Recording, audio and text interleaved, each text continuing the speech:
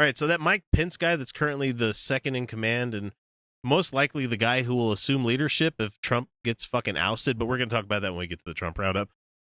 Mike Pence is a deeply, deeply evangelical Christian. Like annoyingly so. I mean, if I'm pretty you've sure he seen any of his believes this policies. shit. I'm pretty sure he believes it But to that point. he's one of those that's so deeply religious that he is an American Taliban when it comes to this kind of thing, because he won't allow himself to be around other women without his wife present. Like he won't allow himself to have a What? meal with another woman. Yeah, But we're gonna get to that in a second. So I'm gonna give you guys a little bit of backstory here. So during Pence's first two unsuccessful races for Congress, he used to ride a single-speed bicycle about 250 miles around his district, much of it accompanied by his wife Karen along for the journey. And when they finally got the governorship, he installed twin treadmills upstairs in the residence, so they do everything together. This sounds creepy controlling. Oh actually. no, it gets even worse. So this is creepy controlling, actually. Yeah. On his after his third attempt, when he finally won the House in Washington, Mike Pence proudly displayed an antique red phone on his desk. You know, like the Commissioner Gordon phone, the bat phone kind of thing. Mm-hmm. Yeah. Which was a Christmas gift from his wife, from which only she had the number, which was a hotline straight from her to him. That's some weird shit. And right more there. than a decade after that, even as cell phones were the norm, Mike Pence had that same red phone installed in his State House office as the governor, a reminder, both physical and symbolic, of the direct and enduring connection between Mike Pence and Karen Pence.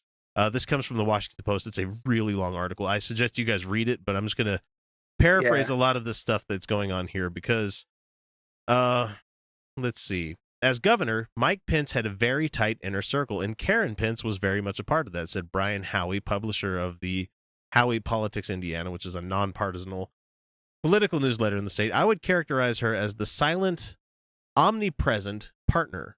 You knew she was there. You knew she was, you knew there was some...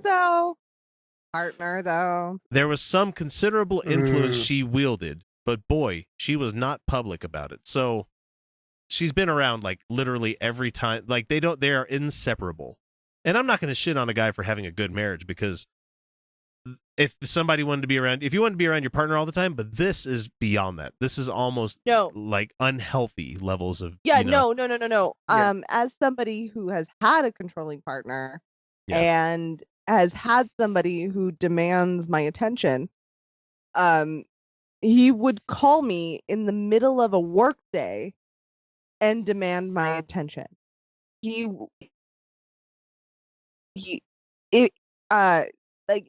would sabotage anything I was doing.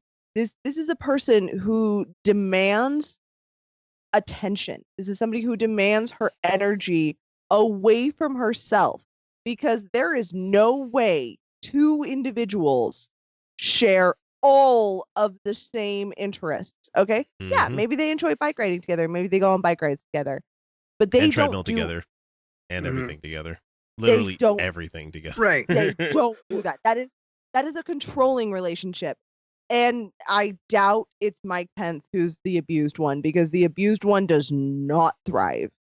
And like, so I know that I'm projecting, and I know that I'm putting a lot out there, and I don't know these people, but the reality is that individuals don't do this. Individuals don't do this. Individuals have individual interests, and that's part of a healthy relationship, is where you have your own individual persons connecting, and you can share things, and then you have your own things, and that's important. When a big warning sign of a controlling relationship is when they dominate your personal interests and or remove them from the equation. And the fact of the matter is that one does not, in a healthy relationship, do everything with their significant other. What they do is they share it. They talk about it, or they invite them to come experience it, but they don't demand it on the other person.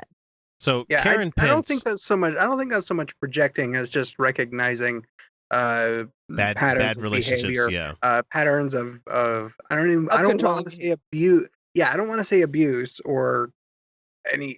I don't have enough information. Let's just call it Yeah, irregular. Let's yeah. just call it that. Yeah, it's irregular and weird. So Karen Pence has repeatedly Unhealthy. said that her hard and fast rules, in quotes there, is that she never weighs in on or attempts to influence policy, which is probably bullshit because if he's asking her, he's obviously asking for her opinion and she's going to take into Except for consideration. no. Except for no. In an abusive relation, no, I'm sorry. Again, I use the word abuse, but in a controlling relationship where they are so involved, where she's so involved, and she says she probably doesn't have a voice. She probably doesn't have a voice because if she ever voices an opposition. I've got something that is going to kind of blow that out of the water here in 1 second. So let me get to that. She is the family's quote unquote prayer warrior, a woman so inextricably bound to her own husband that even then candidate Trump understood her importance and consulted her in critical campaign moments. So Trump is going to her for this shit. So when he called to offer Pence the number 2 slot as VP, the businessman knew that Karen Pence was on his side and asked, I hear Karen is there too. Can I talk to her? It shouldn't have any fucking thing to do with Karen. You're calling Mike Pence to offer him the vice president role. You don't be like, hey, can your husband be my vice president? So I think it's completely the opposite here. I don't think she's the one that is abused. I think Mike is the one where he's like, fuck, I got to do everything because that might be true. That might be true. That might be true. So when a couple of months later, when the Access Hollywood tape came out and Trump was crudely talking about women, just to say, That's a nice way to put it. Trump called Pence to apologize. And then after he apologized to him, asked him to hand the phone over to Karen so he could apologize personally to her too. You have the presidential candidate kowtowing to somebody else's wife, which I don't get. You know, this is weird. This is weird. This is weird. So Kellyanne Conway says that she was a major part of our campaign and she never flinched. Karen Pence was one of the biggest pro-Trump people and Trump defenders there was. She has a great sense of people and saw at events and rallies the enthusiasm and support for Trump. Anyway, so she was married at about 21 years old to a different guy, and he didn't realize that she went on after they divorced and everything. So what happened is that he's like, we were kids. We didn't necessarily know what we were doing. So after dating Mike Pence for about 8 months, which tells me this is a very evangelical group where they're getting married after 8 months, Karen engraved a small gold cross with the word yes and slipped it into her purse to give him when he popped the question. A cross with the word yes on it. Jesus and yes. Gross. So he did just a month later, 9 months of being together. The two were feeding ducks at a local canal. God damn, really? So he hollowed out 2 loaves of bread and placed a small bottle of champagne in one and the ring box in the other for her to discover as she tore off pieces. Who feeds the ducks like that? I throw whole slices. That's fun to watch them fight over it. And I know. Yeah, you get to really whip them across the pond. And I know you're not supposed to feed them bread. Don't get on my ass about that stuff. They later got that bread shellacked as a keepsake. Oh, these people are fucking weird, man. So the Pences were crazy. God, this is some seriously unhealthy. I bet they have a joint Facebook page. They were married in a Roman Catholic church, but later became evangelical. So in 2002, Mike Pence told The Hill that he never eats alone with a woman other than his wife, and he won't attend events featuring alcohol without her by his side either. That signals to me that he's had a drinking problem in the past, or I don't want to speculate too much, but is it okay if I have a beer, honey? That's what it seems like. I don't know. It's just this is all sorts of unhealthy. Yeah. Yeah. You can't get a dime between them. The guy, Family Research Council, all of those people there that work there, complete assholes. I don't care if you're a nice guy or not. If you work for the FRC, you're a fucking dick. I don't care. Yeah. I don't give a shit. He says you can't get a dime between them. It's not him seeking her approval, but doing a sort of gut check with that they have learned together. Ugh, that's a weird sentence. And have come up together in the terms of their shared Christianity. Ugh. No. God. No, this And is so not if you want to know, healthy. if This you want to know, sounds Can we talk- intensely unhealthy. Yeah. I'm sorry. I'd be more comfortable if we went back to talking about the baby Moils, dick yeah. sucking. well, if you want to know Karen's stance on a lot of the stuff, it seems like the one that's really pushing the very evangelical kind of stuff. So in 91, she was an elementary school teacher, and she penned a letter to the editor in the Indianapolis Star, so people living in Indiana, I'm sorry, complaining that the paper's quote-unquote Children's Express section had featured an article that encourages children to think that they're gay or lesbian if they have a close relationship with a child of the same sex or admire a teacher of the same gender.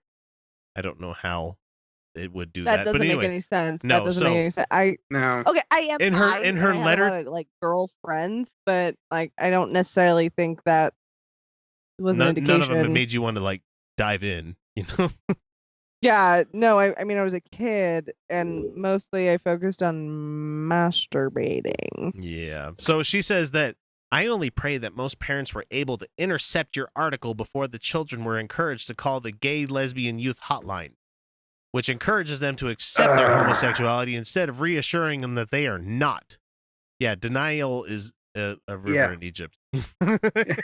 Okay, so here's the thing is I don't think we need to be telling kids what they are. Kids will tell you what they are. Yeah, like- but calling Like that's calling a hotline like that is somebody obviously saying, "Hey, I might be having these tendencies. I'm going to call and try to talk to Right. somebody," and they'd be like, "Okay, are you physically attracted to your teacher?" "Yes, I dream about fucking him every day." Be like, "Okay, well that's unhealthy that you want to do it with the teacher, but do you find boys attractive?" You know, well, some of them. You know, like okay, you might be bi. I don't know. I'm just saying that. attraction to authority figures is kind of a thing. I mean, it's built into our Well, yeah. social hierarchy. Mhm. And it's up to the people in leadership to not take Mhm. advantage Yeah, no of shit. that. But So- I want to. But so like there's nothing wrong. There's nothing unhealthy or wrong with one being attracted to an authority figure. You know, just let them know, like, no, you know, like but my point is like and in puberty is when you really start sorting this stuff out. Now, I know there are gay kids out there that knew they were gay from they Mhm. were a time they were a kid, but that's not the context they were thinking of it in. They're thinking of it in like when I think of marriage, I think of boys and I'm a boy, or if I think of marriage, I'm a girl and I think of girls, and that's fine. Because as kids, sexuality is an abstract concept. It does exist, but it's largely self-gratification at that point. It's largely you got the bits and you got the nerve endings, so there's that. And So- then there's also your interactions. I'm just saying, don't put kids in a box. They'll let you know where they're at. if you're wondering if she was that kind of Christian, the one that is one of the worst kind out there, so she is one of those kind of people where she will do forced prayer, like grabbing people's hands and they will pray together in a laundry room kind of thing. Where and then she shit. Yeah. when she was a teacher, does not want to meet me in a laundry room. when she was in the 80s, yeah, don't meet me in a laundry room. That's one of my fetish sites. I don't know why, but Oh, she would say before, like, okay, so when she was First Lady of Indiana, she recalled her friend beginning meetings with a prayer, and she would say, before we look at all these grants, let's just ask for God for wisdom and discernment. No, it has absolutely nothing to do with the day-to-day fucking government business. So anyway, bottom line in this article that I got here, it says that they are a strong, supportive marriage bound by common faith. no, they're deeply That's- unhealthy. I based don't on think Yeah. I don't think I they can't make this. diagnose. I don't Well, think they make at the very decisions least separately. It codependent. says. And I took a screenshot of I follow Tony Perkins in the FRC on Twitter because I need to know who my enemies are. And boy, he said something really fucking silly today. He said, the secular left doesn't want guardrails on the road of life. They want more ambulances at the bottom of the cliff. And it says, don't mock Mike Pence for protecting his marriage. Commend him. This isn't protecting No, your that's marriage. not. This isn't protecting your marriage. Okay, Your protecting your marriage? marriage is having really tough conversations sometimes and patience and things that I It's called didn't staying have together in for the my marriage. kids. Oh wait, no, it's not. Like Yeah. protecting your marriage, like, and there is value in working on relationships, and there is value in trying to make relationships healthy when you're not working. But you know what that means? Not fucking doing everything together, not being hmm So clenched together. there's a Like wonderful you're- meme going around. Sorry, I don't mean to cut you short, but there's a meme going around where Mike Pence is sitting at like a table eating some food like at IHOP or something like that, and they have a Mrs. Butterworth's on the table, and he's like, I'm not going to be able to eat until you take her off of the table. Ah, ah. It's hilarious. So yeah, that's our VP, a fucking crazed weirdo with a that whole wife that's thing, attached. that whole thing, it just it I hope the sex is amazing. I don't for know. them. It sounds like I there are maybe trust issues. I don't know. I don't know if these I've been on things a go business both ways trip. for them, but I went to Vermont and ate with mixed company of coworkers. And it wasn't like, oh, I feel like I'm gonna cheat. Like, Yeah, what? this is I that seriously, yeah. this is that Christian family where they think that, you know, if there's a man and a woman together in the same room together and they're not married, you also have Satan with you. And it's like that's when we go back to, oh my God, these people are so obsessed with sex. American These Taliban. people are obsessed with it. They sit there and accuse the left of being like all about sex, and it's like, no, we just really like it. Well, also, sex is a huge fucking driver for a lot of us. It's kind of a biological imperative, isn't it? Yeah, Yep. it's neat. But the thing is that we can sit down at a meal. If I sat down with a meal with any other man right now, the meal would be either familial, like my father, Yeah, or professional, or it would be friendly but like me and my monogamous relationship would not be looking for an outside thing. And if there's an outside thing, there's something going on there. There's other things. And non-monogamy is not, I'm not talking about polyamory. Polyamory is fine. That's fine. That we're not discussing that. My point is that I'm not terrified of my behavior around every other male, and I'm not terrified of my partner's behavior around every other female. Like, and this insane, you can't be alone in a room, you can't have a meal. What the fuck shit? Okay, my partner, William, is allowed to have relationships with other females. Like, he's allowed to, and I'm not talking, again, sexual, because we're monogamous. Like, just relationships in the platonic sense of just existing together, friendships, whatever.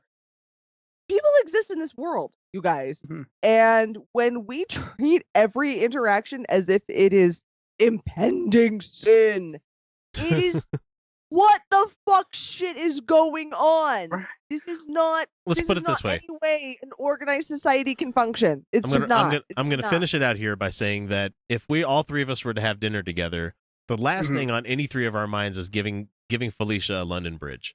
Let's just say that. No.